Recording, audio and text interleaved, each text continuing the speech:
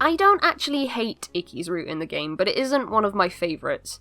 Ikki's quirk is that he has magical eyes that make it so that any girl who looks into them immediately falls in love with him, resulting in him having a crazy set of fangirls who actually have a fan club. He's aware of it, and it's weird. It's weird that he can't tell them to fuck off either. It's established really early on that he has a girlfriend and that it's the heroine. Why doesn't the heroine tell him to fuck off? I mean, he immediately rolls up and starts talking about sexual favours. You are allowed to be offended, lady. The problem with Ikki's route is that it's just not very interesting. Literally, all of it could have been solved by her telling him that she has amnesia and she doesn't understand any of what's happening. It didn't even need to be Ikki. It could have been Sour, who she clearly remembers and can clearly trust. She keeps getting texts that are to do with some kind of daily report that she mentions now and again, but never seems really too concerned with, so instead of confiding in anyone who could help, she does nothing.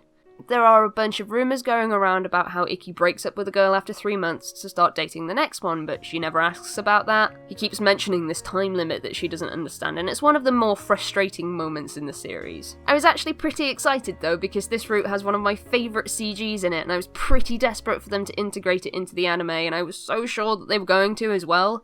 They had the lead up and everything. So the idea is that Ikki gets drunk, calls up the heroine, and you can go over to his house where you do a cuddle, and it's really quite sweet. It's one of the only moments where Ikki opens up and becomes genuinely likeable. It's just so honest and heartfelt. And they do the lead up in the anime where he drunk dials her, but, well, he's standing outside her apartment saying how he needs to hear her voice or he feels like he might die. At this point, I was holding my breath because I was so desperate for this to happen. She watches him talk from the balcony, but when she looks like she's going to go down to him, he tells her to stay there. They talk for a bit, and then he hangs up and walks away. Are you kidding me? Are you seriously kidding me? I feel so ripped off right now. God forbid this show have any of the best moments from the game. So this arc builds up to a trip to the mountains where we get a little backstory on Ikki. When he was younger, he wished on a falling star that he could be popular with girls, which came true. As I mentioned earlier, he has magical eyes that make girls fall in love with him.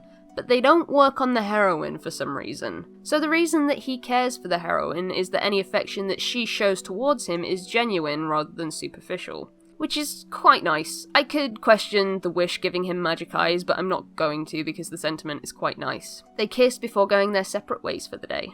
The problem that I have with this whole her affection is genuine thing is that a matter of days ago she was in an alternate world where she agreed to be Shin's girlfriend and was making out with him in a park, which, as we've established, she remembers. So it hardly feels genuine when she's switching between guys so quickly with memories from the other world.